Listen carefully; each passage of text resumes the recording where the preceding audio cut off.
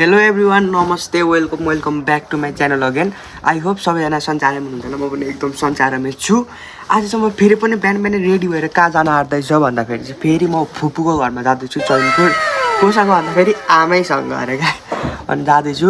आज म कति वर्षपछि जाँदैछु भने 1 वर्ष भन्दा पनि बढी भइसक्यो क्या। पहिला वैशाखमा गएको थिएँ अनि गएको छुइनँ, अनि त्यही भएर आज जाँदैछु। हेर्नुहोस् अनि कस्तो हुन्छ त आजको हाम्रो यात्रा। एभ्रिथिङ इज टेम्परेरी, बट हामी हिँड्दा पानी पर्नु चाहिँ पर्मानेन्ट भनेको जस्तो भयो क्या।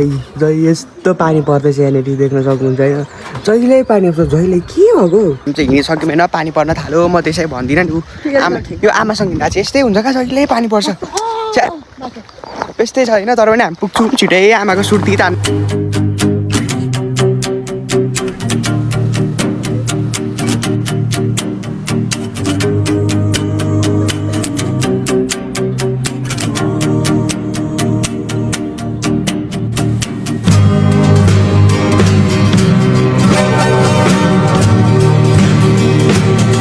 One eternity later. चैनपुर आइपुग्यो भगाउँदा जाँदैछौँ हामी चाहिँ फुपूको घरतिर भर्खर आइपुगेको। हामी चाहिँ फुपूको घरमा पनि आइसक्यौँ होइन, अघि नै आइपुगेको। भिडियो चाहिँ भर्खर स्टार्ट गर्दैछु अरे। अनि हामी चाहिँ खाना लागेको हात धोएर बसिरहेको छौँ हाम्रो दिदीसँग होइन। अनि अब चैनपुर चाहिँ आइपुग्यौँ। हाम्रो आमाको रहर ल्याएको, म त आएको पनि होइन, म त आमाले ल्याएको।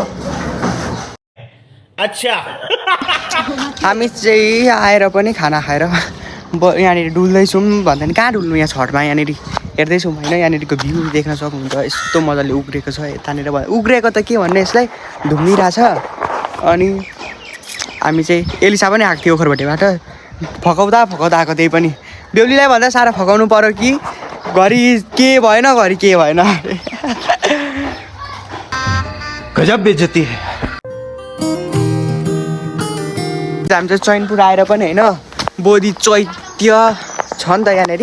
अनि त्यहीँनिर जाँदैछौँ। घाम पनि लाग्यो, अघिसम्म चाहिँ यस्तो धुमिरहेको थियो भने अहिले घाम लाग्यो।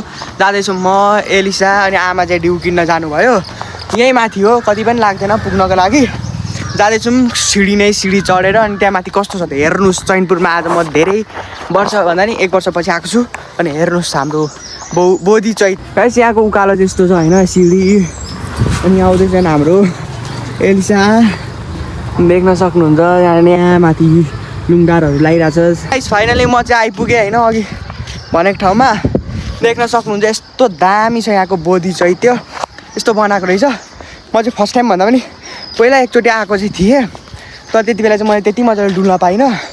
अनि म यहाँनिर देखाउँछु तपाईँलाई यहाँको कस्तो छ। गाइस यस्तो रहेछ होइन यहाँको चाहिँ, दामी, कस्तो दामी देखिरहेछ। वेदर पनि दामी भएको छ अहिले। अनि यता देख्न सक्नुहुन्छ चैनपुर बजार, यो चाहिँ सरस्वती मावि होइन। यता तलनिर बाँसघारीमा चाहिँ रहेछ, यता साइड पनि छ बजारहरू। यहाँनिर चाहिँ यस्तो दियोहरू के बाल्ने ठाउँ पनि रहेछ होइन।